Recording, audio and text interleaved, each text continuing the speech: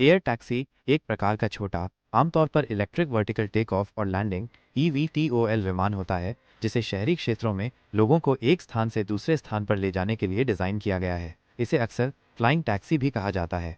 यहाँ परिवहन का नया तरीका।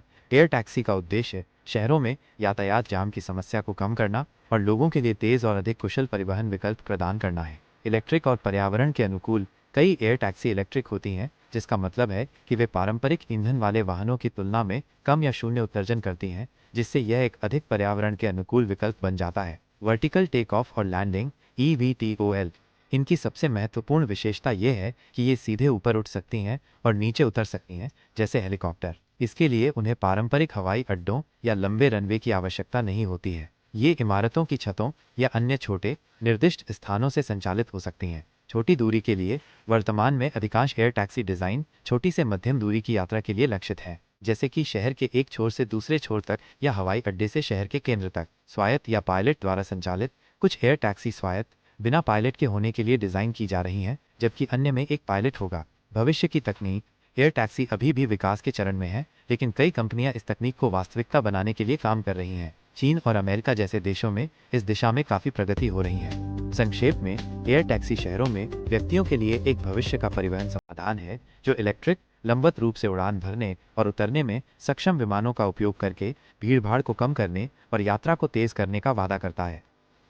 चीन में एयर टैक्सी का परिदृश्य तेजी से विकसित हो रहा है और देश इस उद्योग में एक महत्वपूर्ण खिलाड़ी के रूप में उभर रहा है। यहाँ मुख्य घटनाक्रम। पहली वाणिज्यिक मंजूरी।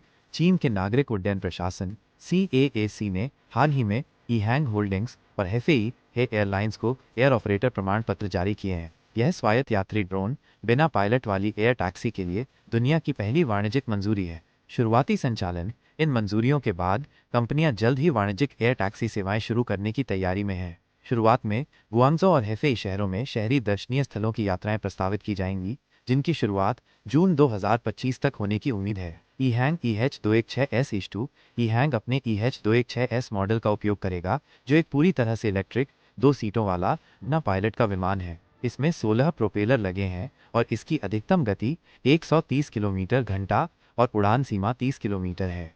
भारत में एयर टैक्सी की अवधारणा धीरे धीरे वास्तविकता का रूप ले रही है। एक बार में 6 यात्रियों और एक पायलट को ले जा सकती है। इसकी उड़ान सीमा 160 किलोमीटर है और ये 250 किलोमीटर प्रति घंटे की रफ्तार से उड़ सकती है। कंपनी का लक्ष्य इसे 2028 तक बेंगलुरु में लॉन्च करना है, जिसके बाद इसे मुंबई, दिल्ली और पुणे जैसे अन्य शहरों में भी शुरू किया जाएगा। ई-प्लेन कंपनी। चेन्नई स्थित द ई-प्लेन कंपनी भी इलेक्ट्रिक एयर टैक्सी विकसित कर रही है और 2026 के अंत तक वाणिज्यिक परिचालन शुरू करने की योजना बना रही है।